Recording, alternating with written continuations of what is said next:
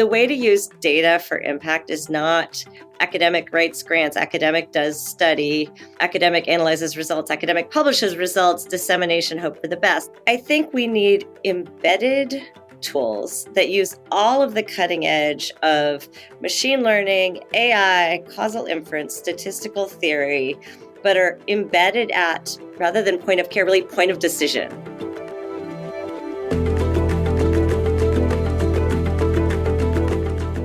Welcome to The Other 80. I'm Claudia Williams.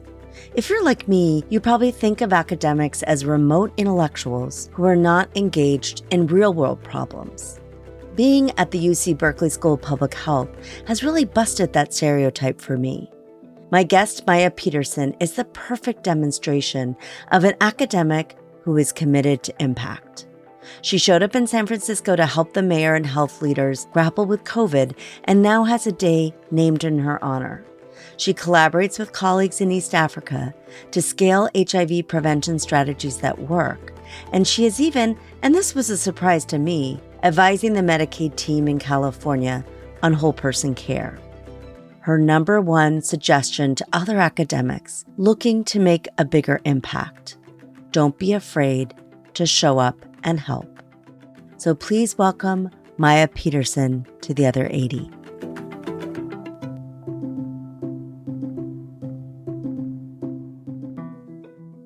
I'm here today with Maya Petersen, who I'm delighted to call a colleague at Berkeley.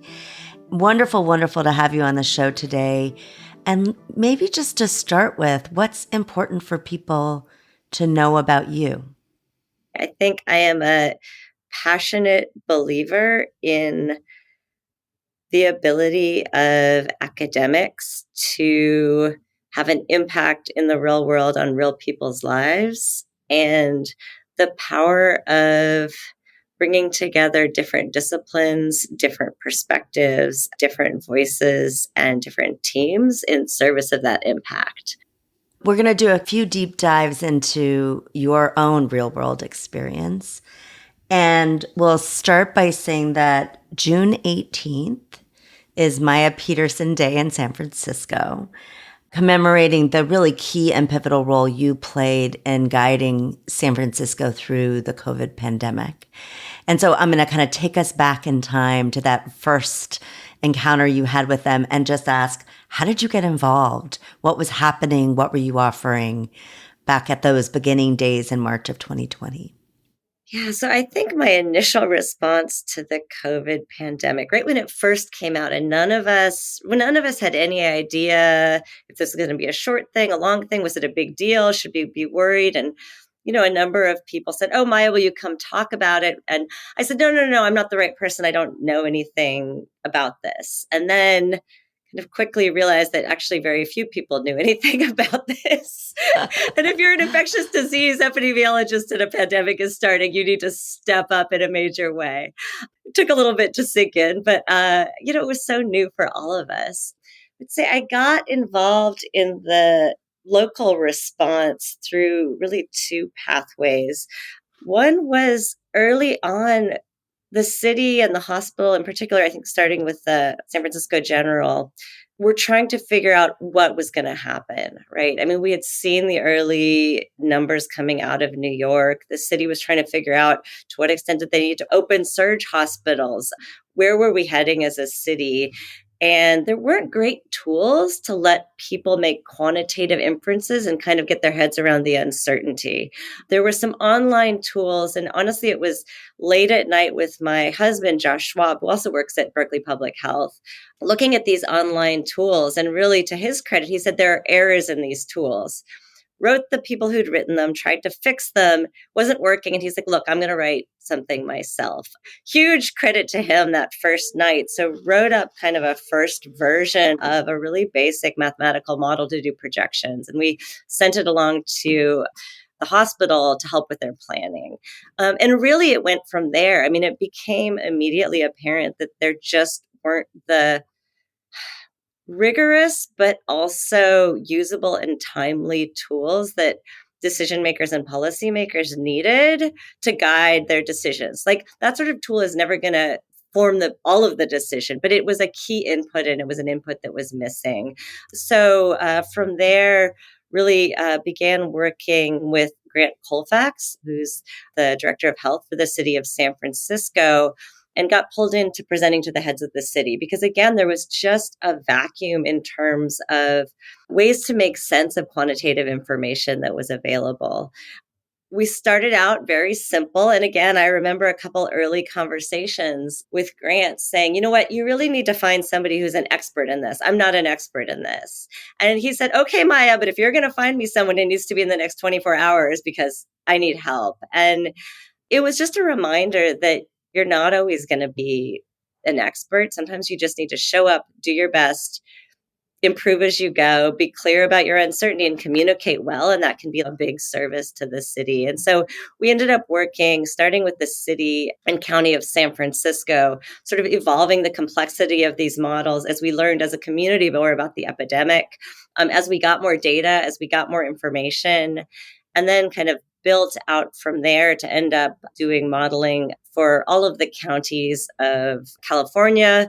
Did a lot of work with the state of California. We worked with Missouri. So again, I think just was such a lesson in showing up, honestly, when people need you and trying to really understand what it is they need, not what's the perfect academic product, but what would be actually useful policy input. I'd love to have you tease apart for us a way in which that data shifted a decision or multiple decisions. So you were modeling the data, you were projecting. One of the key things was, do we need to change our clinical strategy around hospital beds? Help us understand the interplay between the data that you were helping provide with the team and the decision-making that the city and state officials were making. You need to understand really early when things start to go the wrong way. So there were a couple times before vaccines were widely available where we proceeded further down kind of the path of reopening and we really started to go the wrong direction and we needed to slow down a little bit, which doesn't mean go back fully into shelter in place, but kind of slow down key activities, really being able to quantify the impacts of earlier action in terms of ability to prevent hospitalizations, prevent deaths, and also, honestly, to be able to maintain more activities in a sustainable way over time. When we got the vaccines, it was an incredible push to get everyone vaccinated. It saved an unbelievable number of lives. People really wanted things to be over, and I think it became pretty clear with the emergence of variants that they weren't going to be over. And so being able to give an early heads up to that so that the state could plan. And also, I think one thing that we played a big role in that I'm very proud of is really, really advocating for the use of boosters. When we were heading into Omicron, for example, there was a very clear signal from the models that this was going to be a massive toll and that widespread boosting really had the potential to blunt the impact of Omicron as an example of the variant, both through reduced transmission, but also better health outcomes. So I think that was another place where really making that clear to policymakers so they could take the necessary steps to ensure access and encourage uptake is something I feel proud of. I have two questions about the limits of data. I know, having lived in the Bay during that time, I would say largely there was not politicization as we saw in some other regions. But I still think that as someone who trades in information, it becomes clear in these crises what the limits of the information are in informing a decision. Sometimes decisions are political, sometimes they're feasibility, sometimes they're just comfort with change. So I'd be curious whether you reached points where you realized what I can offer is data, but the data isn't the thing that's going to be needed right now. Were there times like that? Yeah, no, thanks for raising that. I guess I never thought it was my role, and I really don't think it should be the role of modeling or data to drive all of the decisions. I think these decisions are fundamentally multifaceted policy decisions that should be driven by a lot of different considerations. And so I think I went into all of these conversations with that framing. I'm going to bring information to the table. We're going to make the best possible sense of it that we can for you. We're going to make sure that we've ingested all the new literature coming around the world, all the new science, put it into a framework that will let us do projections and ask kind of big picture questions about courses of action that will make the uncertainty about what the data can tell you as transparent as possible. And then I think I always took it as my job in these meetings to explain that as clearly and rigorously as possible to people who don't come from epi backgrounds, but are very smart people who are trying to make good decisions, to just provide that understanding as one element of the decision process. I love that. And I think sometimes we aren't overt enough about that in saying, like, it's not just the data, it's also all these other factors. What were some of the data gaps that were most frustrating to your ability to provide good advice? Oh, And how would you go about fixing those? that's a great question. That was very frustrating. And I honestly, I still find it frustrating. It was the challenges in being able to get integrated, linked, real time data on, at the beginning, even basic things like how many people were in the hospital, what we could have done with more closely linked individual level data. We could have done much, much better modeling. I mean, I think some of my heroes in the pandemic and the modeling front, like what was coming out of England, of Public Health England, was unbelievable. It was so good. And they could just do things that this is we broadly, I think the larger data science and modeling community, we couldn't do because we didn't have that access to integrated linked data. There's a lot of reasons for that. I mean, I think the fragmentation of the US healthcare system is an obvious one, but I think some of the barriers we saw were people talked a lot about trying to protect privacy, and I think data privacy is obviously very important. I think there are solutions to that problem, and it was frustrating to just hear no or no, not possible because of data privacy, because of legal, like those are solvable problems, and I think we should be working right now to do more about that, so that we're well set up for the future. We're like leaving information on the table otherwise. So I was leading a network that brought together health records for 30 million people, combining claims and clinical data from EHRs. And so we were going to the state repeatedly and saying, we are happy to de-identify this data and make it available. We're happy to link the ADT data with the claims data showing what meds people got once they left. We're happy to link that with the immunization data that we're now bringing in from the state. And one of the challenges, frankly, was A, they were like, we've never had that data. We don't know how to use it. And B, because there hadn't been policies in place to mandate data sharing in the kind of network I was in, the data we had was by nature fragmented. It was good in some regions, not so good in others. And we kind of went and said, this is the time to put those requirements in place, actually. We now see the gaps. And I don't mean to cast aspersions on big tech, but a lot of big tech companies were coming in and saying, we can solve this problem. But the problem actually wasn't a technology problem. It was a data access problem. Totally. And we have this new framework in California for sharing data. And for the first time, it's going to require ADT data sharing. And ADTs are this deep well of information about who's in the hospital and why across these different networks. I think what was great about your role is you were in there not just to provide your expertise, but to actually like help them make sense of how to pull together these different data sources. I think public health has been so accustomed to scarcity that it doesn't know what to do with abundance that's fragmented. I might have 50% of this and 30% of that. And we'll get into causal inference in a minute. But in this world where you have a little bit of lots of things, you can't just run a report on it. You have to create synthetic data in a model, No, absolutely. And I think that's a recurring theme of I don't know, our society. My career is this.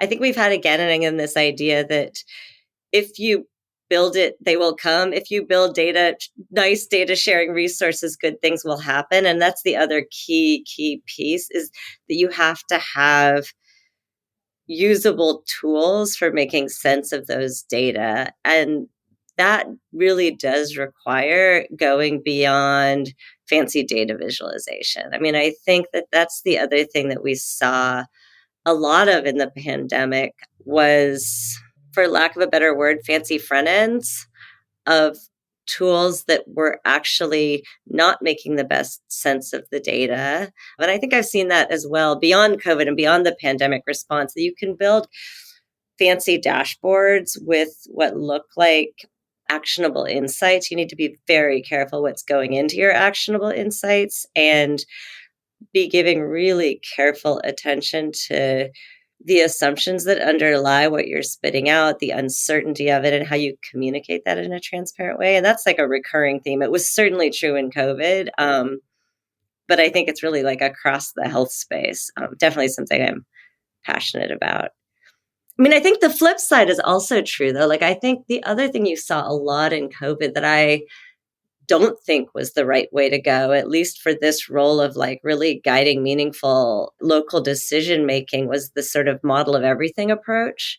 Get a whole bunch of data, but we're building a model that just describes everything, the whole country, all the countries. It was very hard to use those for local decision making. And local decision making in the US was how the pandemic response unfolded. And so that's another thing is I think the answer is not experts build model of everything and generate projections. It's teams build usable tools that help the people who actually have the questions query the data in a way that makes sense and get out actionable insights. And I think that's a pretty important shift for how we think about using data for impact.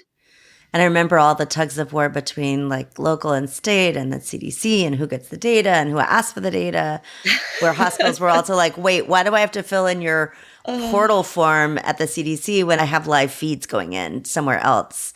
Super, super interesting.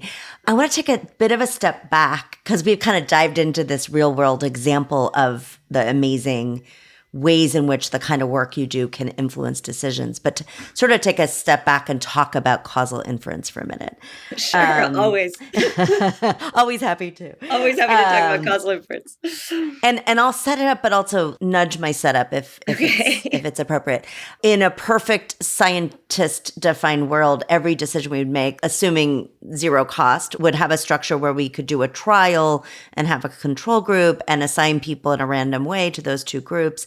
But the real world of the things we care about, whether that's climate or maternal health or early childhood thriving, are a world where often those kinds of experiments are not possible. And we have a lot of data and information from the real world, observational data, and we have to make sense of that. And so it's obvious how that question of how you take this less scientifically clean data and draw conclusions from it is critical to making an impact in the world. Most of our audience is we're not scientists, they're policymakers and startup founders and people like that. Why is this field so critically important? And why have you made a life's work of causal inference and causality? Talk to us about this. Why is this so important?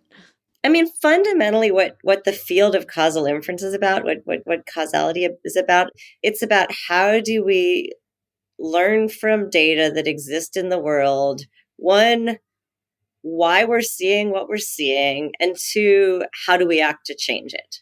That is what causal inference is about. And if you abstract it to that level, what could be more interesting or important if what you care about is impact in the world? So I would say these are the tools that underlie all of our questions about how would I design an intervention to change this outcome? How would I act to reduce these disparities? How could I improve health in these communities? But also way beyond health, actually. It's how do you act in the world to improve things? If you want to ask those questions and again, use the data you have in a rigorous, transparent way and be able to be clear about your assumptions. I say something about your uncertainty as well. Like absolutely recurring themes from our COVID conversation. You need formal analytic tools. And that's what causal inference gives you.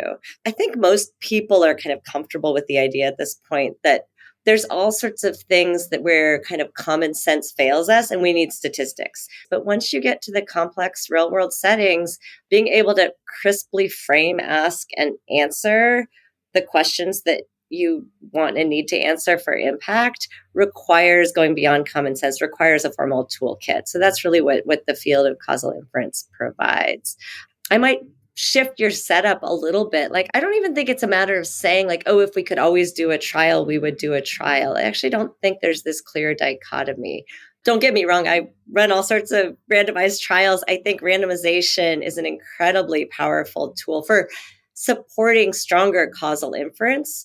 But even when you can randomize an intervention that you're interested in, you often need additional analytic tools to make the best sense of the data you generate to answer the questions you care about. And that's because we don't control everything. You control maybe how an initial treatment is assigned, and then you don't control anything else after that, or a small amount. Or maybe the questions that you want to answer really involve not the human analog of a tightly controlled lab experiment. You really want to answer, how do things work in the real world? How can we tweak them to make them work better in the real world? Who are they working for? How can we think about delivering them in a more sort of precision way to help individuals and communities better in ways that work for them? All of those things, randomization can be a tool to help when it's feasible, but it's not the only tool you need.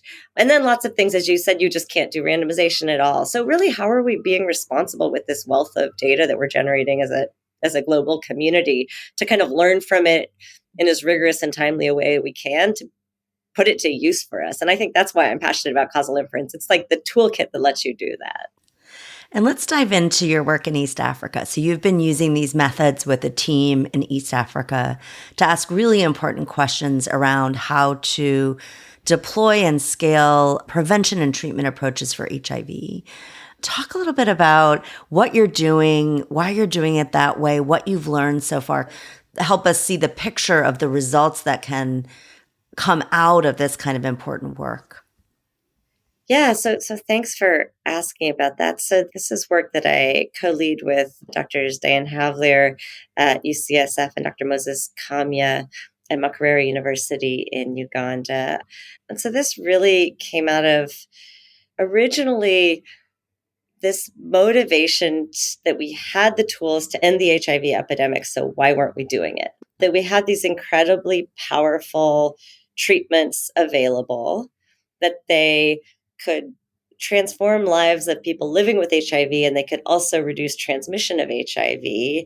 And so how did we essentially get these to people and communities that would benefit in a way that worked for them? That was really a premise of the first big study that we did over a decade ago now in rural Kenya and Uganda. Enrolled about 320,000 people, 32 communities, and investigated whether a multi-disease approach, so I think that's the first key piece, is moving beyond just talking about HIV and also talking about, this really came out of talking to the communities. What are other things that are important to you? And the community said, no, we don't just care about HIV. What about hypertension? What about diabetes? So taking those insights and using a really integrated multi-disease community-based approach to offer HIV testing together with other multi-disease screening and services at a community level to try to really identify all the persons living with HIV who might benefit from these services.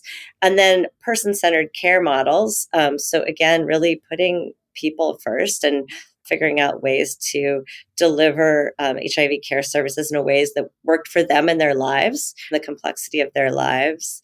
And saw in that first study really profound benefits at a population level. So in terms of reduced mortality, reduced hypertension mortality, so high blood pressure mortality, reduction of HIV transmission to infants and children, reduction of HIV-associated tuberculosis. So I think really, again, this premise that combining really community-based approaches, de-siloing diseases and using multi-disease approaches, offering people care in ways that work for them and listening to them, what those ways might be, can profoundly change community health.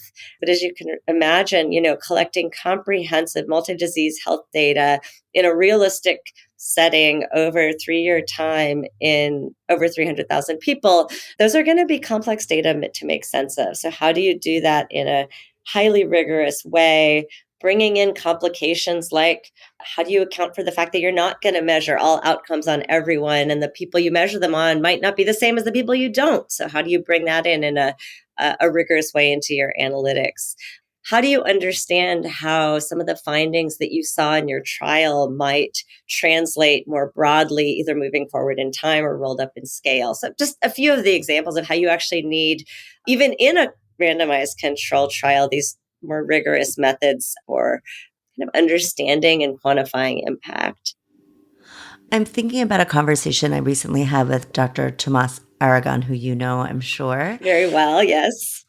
And he was observing that if an academic sits with me and has a nice workshop and comes back 6 months later, that is a failed relationship because I made my decision the day after we had the meeting, not 6 months later. Totally. And yeah. Also thinking about the myriad of decisions public health leaders make all the time about a diabetes intervention or about vaccination messaging for kids or you name it, right? Where a decision has to be made quickly and often they don't have in place the structures to run experiments. But I think this question of what would a pedestrian infrastructure look like to ask and answer questions, not in a strictly research context, but in a real life public health context. What would we need to build to make that true? Oh, that is music to my ears. So that is where we need to go. I mean, I completely agree with you. We need to get away from this thinking. The way to use data for impact is not academic writes grants, academic does study, academic analyzes results, academic publishes results, dissemination, hope for the best. Like, not good. No, I agree. So I'm right there with you. I mean, there's a role for that, but that is a small piece of what we need to do to actually use data to impact health. So what does this need to look like? I think we need embedded tools that use all of the cutting edge of machine learning, AI, causal inference, statistical theory, but are embedded at, rather than point of care, really point of decision, right? Whether that's in the clinical sciences, clinical decision-making infrastructure, or the public health, community health decision infrastructure. And again, very much not limited to the US. I think thinking as well about Kenya and Uganda, where I work. So we actually have a study looking, kind of developing exactly this kind of infrastructure, where the role for science is not what is the right decision for this scenario. The role for, I think, research, and at least what I do, is to build the platform that lets people ask that question. Yes. So to be like very concrete about work that we're doing right now in East Africa, as an example of where I think this should go, I want it to go. We're doing another big study, but the intervention that we are evaluating, something we're calling community precision health. Really, it's this idea of again, getting beyond the brick and mortar walls of the clinic and into the community, doing that a way that leverages existing infrastructure. So we're working with existing Ministry of Health, community of health workers, and kind of expanding their toolkit, but really empowering them with better data infrastructure and better decision-making tools, both the community health workers and providers working at clinic. And I won't pretend that it's all solved yet, but you asked about kind of the vision of where do we need to go? What would it look like? So I think it's getting to a point where we have a data infrastructure, whether it's in East Africa or the US, that links up the clinic data from multiple clinical settings, the community health data, inclusive of data that's really collected in community settings and in partnership with communities, and public health surveillance data, where those data are really integrated in a platform that makes them usable, that you've closed the loop. And this doesn't take fancy analytics, but it does take the data infrastructure to do this. You've really closed the loop between, for example, persons being seen in a community health setting, for example, by a community health worker, and then those same persons being seen in the clinic, so that those two arms of the health system can inform and reinforce each other. And then in addition, that lets us actually puts people in a position to make the decisions, gives them the tools to query that integrated database with the questions that they actually have in a timely manner, and doesn't spit out, the academic answer 6 months later, but spits out the equivalent of a lot of what we're doing with COVID, right? 24-hour turnaround, given the data we have now, what can we say in a rigorous way about what's working, what isn't working, what likely impacts of actions would be, how much uncertainty do we have in that space? And then that becomes an ingredient, not the only aspect, but a key ingredient in the decision making. So I think potential to build that in rural Kenya and Uganda, where we're working, and really a credit to the ministries of health in those countries, because I think I think they're really thinking in that direction as well. But also absolutely potential and huge impact to build that where we are here, starting domestically in our local communities as well. I just learned about a new requirement that in California, the Medi-Cal plans, so Medicaid plans, have to work with their local communities on a community needs assessment. This is actually an entree point to also shift the thinking and what that looks like, where it's not a nice report that goes on a shelf, but it's actually ongoing iterative assessments and decision making. Yeah, and I'm actually working with the state also. I mean, that's another great example. I think some of the states work on the population health management platform. Yes. And so I'm doing that. Are you working with Yeah. Pallav? Yeah. Oh, wow. Yeah. Talk about that. What is that looking like? Yeah, so I am leading a working group that she and DHCS convened really in the first iteration, thinking about how does the state pull together these new data resources and turn them into actionable tools. So the kind of first piece of this is, again, taking machine learning approaches and really understanding how can you make sense of this diverse data to more equitably and comprehensively identify persons who might benefit from enhanced services, so that can then be used as, again, one ingredient to guide the state in improving sort of the impact and the equity of its delivery. But I think exactly as you said, and I think Pallav, to her credit, has been, and others have been incredibly visionary in this, like the potential is vast, right? And I think California is in such an exciting place in terms of leading the country and how California is thinking about using these data and actually integrating the data in a real-time way with state-of-the-art tools to drive action. And then I think thinking ahead towards, once you start using these methods to identify who might benefit from services earlier and delivering them, making sure you're set up to say, is it working? Who is it working for? Who is it not working for? How can we improve? And I think really, really excited to be part of that work. Very cool to see California doing that, and I think really leading the way for the country. So. It's so fun to hear that connection, because she's one of the people on my list. I'd love to have her on this podcast. And I never imagined that this conversation would link to that one. So great to hear that.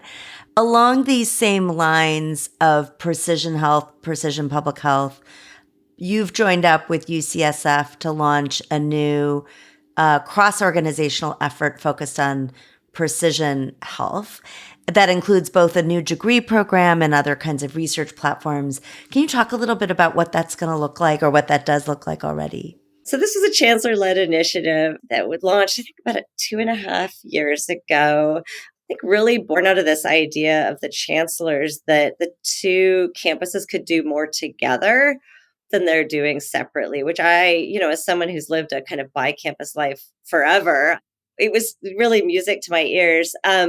It's this idea of multidisciplinary team building, and the thought that if we're going to solve real world problems that touch real people in a timely way, you have to pull together the right teams of multidisciplinary expertise to build the tools that make that possible. Again, it's not going to be like a fixed answer. It's like going to be an embedded tool in a deployment environment that actually has impact. So how do you build those? You need the next generation to be truly conversant in the multiple languages of statistics, causal inference, computer science, bioinformatics, but also the clinical health sciences, population health sciences, public health sciences, to really kind of unlock the impact that we haven't seen yet in this space. And we've seen bits of it, but we haven't seen I would say computational advances transform the health sector to the extent that we have in other places. So that's really the premise of the program. And we have a PhD program. And then we really, I would say, beyond kind of our academic program, have what you might think of as like a center function or an impact function. So really a work committed to making sure that these advances are happening, are actually being deployed and used in the real world and disseminated. I feel sort of this sense of real joy that we've had the conversation, but also that you're my colleague and we can circle up on some of these ideas later. So really wonderful. Since I joined Berkeley Public Health in January, I've been asking all of my guests a question that we've already touched on, which is how can both faculty and schools, in this case, Berkeley School of Public Health, create more impact in the world? So maybe I'll take that in two pieces. One, what advice would you give to faculty who want to have more impact with their work? And second, what advice would you give the Berkeley School of Public Health itself about creating an environment where that faculty work is possible and where also there's an impact on the field more broadly? Those are large questions for 2 minutes. Those are large questions. Okay, I'll do the short answer. Start. Okay. I think advice for faculty, I mean, I could just say advice for my own old self, maybe, is if you think you might be helpful, show up. Don't get too hung up. I mean, this was some of the best advice a mentor's ever given me. Don't get too hung up on, I need to be the best in the world at this to do it. And that somebody told me that once, and it was incredibly helpful. I think if you care about making impact and you see a potential, show up and try and learn as you go and be clear about what you don't know, and listen to people. Like really listen to what it is they need and not what's going to be the most shiny peer-proof publication, because sometimes that's not the path to impact. I think Berkeley Public Health and UC Berkeley in general does a good job, but could always do more in terms of really supporting and crediting the impact work that people do, the community-based scholarship that people do. I just want to call it Emily Ozer for just really visionary work in that space. I think it really makes a difference. And that if you're going to be a faculty member who's committed to impact and you are willing to show up, check your ivory door credentials, help however you can, listen to what's needed, do your best to meet that need. It's not always the path to the most traditional markers of academic success. And continuing to maintain and grow an environment that recognizes all of the ways that we serve as faculty, our communities, the state, our country, and hopefully the world. I think the more we do that, the more faculty will be able to lean into that. But I think also the more we'll continue to just really recruit and retain people here who are driven by that in their work. I asked the biostats division, I met with them and I said, so there's campus level stats and data science. Why would you be here at the School of Public Health? And they looked at me quizzically and they said, because this is where the purpose is, like, because we actually want to improve health. And I was like, oh no, that wasn't a trick question. You know, it was a great answer. Yeah. Well, listen, thank you so much for this conversation, and love hearing about your work, and can't wait to share it with our audience. Thanks so much for having me. It's really an honor.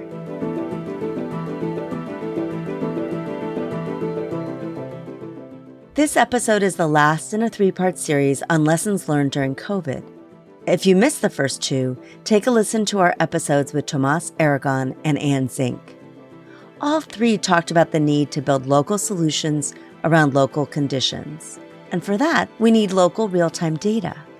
I recognize, of course, that building data streams and infrastructure at the local level is too expensive, very complicated, and requires capacity and expertise that is not always available. So instead, we have created enormous, centralized, all-in-one models that don't really help answer local questions. Maya describes a solution that just might be possible in California, especially if regional HIEs teamed up with county health departments, build tools that allow local health officials to query real-time data. This podcast was created by me, Claudia Williams. My podcast producer is Avery Moore-Kloss. Check out the show notes for more information on Maya Petersen and her work. There is more information on my background, this podcast, and our guests on our website, www.theother80.com. Until next time, I'm Claudia Williams.